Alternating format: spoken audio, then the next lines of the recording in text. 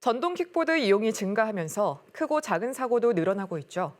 특히 무면허 사고가 늘고 있어 문제가 되고 있는데 면허 인증 절차의 필요성이 강조되고 있습니다. 송원종 기자가 보도합니다.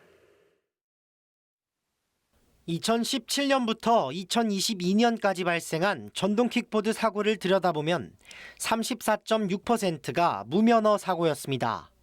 또 이 가운데 67.6%는 20세 미만의 면허가 없는 청소년이었습니다. 이 때문에 원동기 면허 보유가 전동 킥보드 운행을 위한 최소한의 안전장치란 지적이 나옵니다. 면허는 현재로서는 좀 필요한 부분이라고 보고 있습니다. 이제 전동으로 가는 거다 보니까 그 속도에 대한 반응에 대한 문제도 있을 수 있고요. 도로교통법상의 적용을 좀 받는 부분이 있다 보니까 이제 운행 방법이라든가 그런 것들에 대해서는 좀 숙지를 해야 되는 부분이 있거든요. 현행법상 전동 킥보드를 타기 위해선 16세 이상 원동기 면허를 보유해야 합니다. 하지만 국내 주요 공유 킥보드 업체 5곳을 살펴본 결과 성인에 대한 면허 인증 절차는 선택사항에 불과했습니다. 면허 등록을 하지 않은 제 공유 킥보드 계정입니다. 대여 전 면허를 등록해달라는 메시지가 뜨긴 하는데 그냥 무시한 채 QR을 찍어보겠습니다.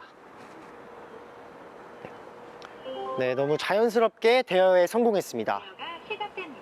게다가 업체 2곳은 미성년자의 경우에도 면허 인증 없이 이용이 가능했습니다. 결국 전동 킥보드를 빌릴 때는 면허가 필요 없는 상황으로 안전관리에 허점이 발생할 수밖에 없는 겁니다. 이는 자유업종으로 분류되는 공유 킥보드 사업에 대한 관련 규정이 따로 없기 때문으로 최근 서울시의회 행정사무감사에서도 이 같은 문제가 지적됐습니다. 결국 이용자 안전을 위해선 일단 업계 차원의 자정적인 노력이 필요하다는 주장입니다.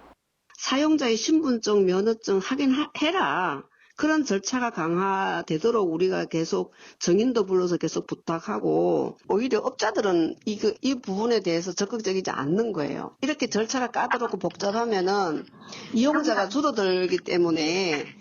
한편 국회에서도 면허 확인을 강제하는 내용의 법안이 발의된 상황.